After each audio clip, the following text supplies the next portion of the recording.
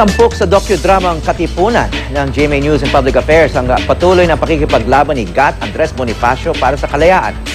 Mapapanood ito ngayong Sabado bilang paggunita sa ika-150 anibersaryo ng kanyang kaarawan. May news to go si Mike Enriquez.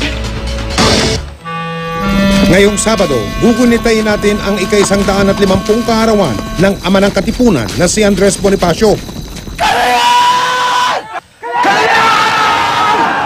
Isa itong araw ng pagbubunyi para sa bayaning Laking Tondo na nagmarka sa ating kasaysayan dahil sa ipinamalas niyang pagmamahal sa inang bayan.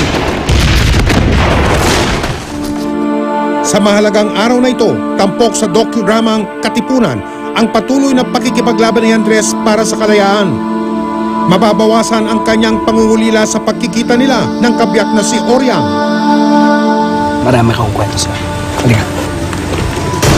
Ang ilang mga pangalan dito, hindi ako makapaniwala na tutulong ito sa mga rebelde. Hindi nyo lubos na kilala ang mga Indio.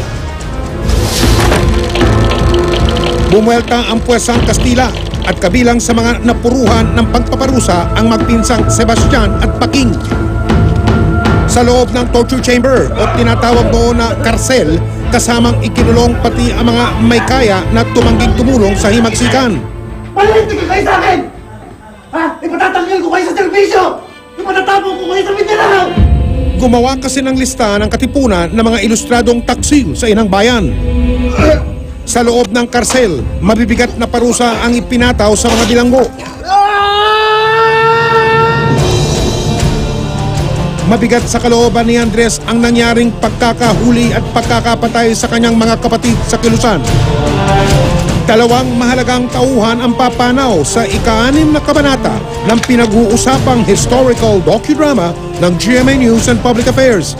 Alamin kung sino-sino sila sa Katipunan ngayong Sabado ng gabi pagkatapos ng Celebrity Block sa GMA 7.